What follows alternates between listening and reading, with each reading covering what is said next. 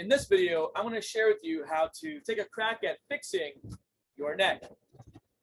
Perhaps you too much Facebook, too much texting, too much computer work. This is going to help you with reducing any stiffness or imbalances that you might have in the neck. Going to reduce some tension, lengthen, and extend your ability to move your head better, stabilize, and then, of course, integrate to create a more rounded kinetic chain strength in this sort of neck complex area. Necks, shoulders, hips, everything is so complex, and I want to keep this as simple as possible. So here we go. There's 4 phases to this mini corrective neck strategy. Phase 1 is the inhibition phase. We're going to work on the levator scap. You may want to use your fingers, but if they're not strong enough, you can use a lacrosse ball. That's the tennis ball or lacrosse ball. Phase 2 is our lengthening phase. Okay, you can again use, you're just going to use your body weight strength for that one. The next one is going to be the activation phase. We'll do a scap pull, and you may want to use light weight. You can even use no weight, depending on your strength level. I am going to use a brick, so between 3 and 5 pounds is probably ideal. And integration phase, again, we're going to use a lighter weight, 5-pound dumbbell, 3-pound dumbbell, or I'm going to use a brick today for demonstration purposes. And we're going to do a scap pull for the activation phase and a scap reverse stroke. Okay, back stroke, like motion for the integration phase. So here we go. Now, another thing I didn't mention, if you have a tool such as this would be useful. But I'm going to use it as more of a pointer. And your levator scap runs along here. Okay, so you're going to pin that area using a tool like this. You can also use your fingers. And all you're going to do, you're going to hold this position for 30 seconds. So I'm going to turn around with my hands, add a little more pressure. I'm going to grab my wrist. I'm just going to pull down. Again, you can use a tennis ball or lacrosse ball to perform this if you aren't strong enough. Find a super friend that can help put pressure there in that area for you. And then the next phase would be adding motion. So you tack it, and then just kind of turn your head 4 to 6 movements. 2, nice and slow. 3, 4, and I like to just kind of move around, find different areas that might call my attention a little more than others. And if it's really tender, then spend 30 seconds in that area with low pressure, breathing into it, relaxing into it, and that will help reduce any of that tension. Of course, do both sides. Okay.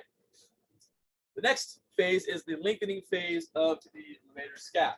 Now, this one, we're going to take the same side hand, and you're going to turn your head away. Use the hand to grab the head. Turn your head down and out. And hold this for 30 to 60 seconds.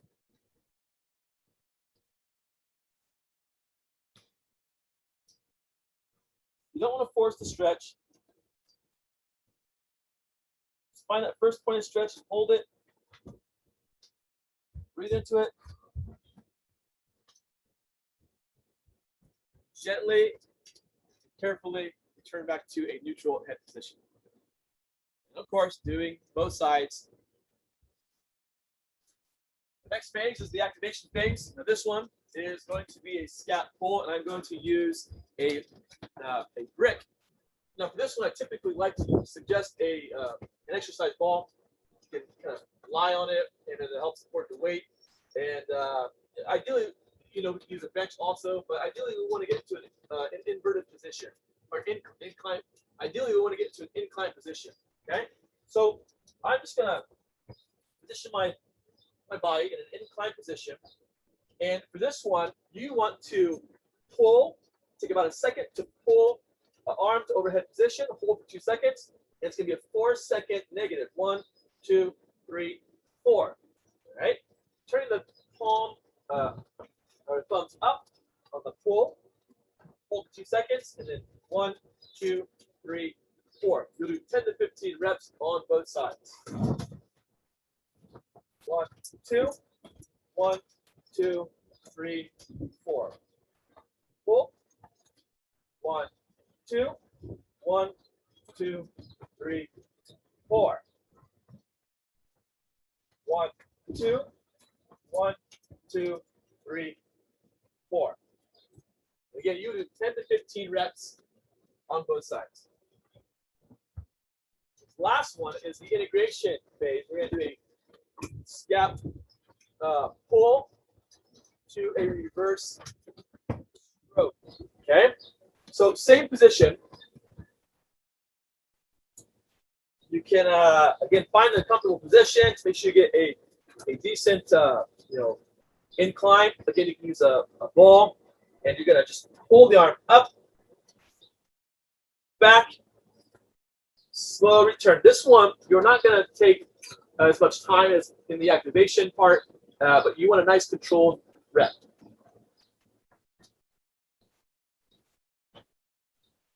Two.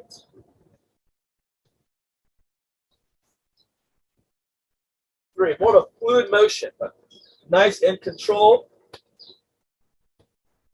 3. You'll do that on both sides, 10 to 15 reps, and that will conclude our cervical spine corrective exercise strategy. It's just a mini session. It's a great start for those who are getting into corrective fitness, trying to restore motion, reduce pain, prevent injury, optimize performance of the cervical neck area. And I hope that you found value.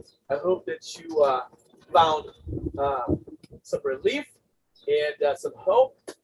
We believe that everybody deserves the skills necessary to take a crack at fixing ourselves, improving our movement and mobility, again, to reduce pain, prevent injury, and optimize our performance in all things life.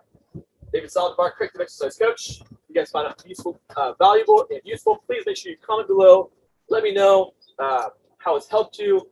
And if you have any other questions, if you'd like me to cover any other areas of the body, shoulders, hips, knees, etc., please make sure you comment below. Let me know. Check out all of our other videos around here. Click one of those, and I'll see you guys in the next training video.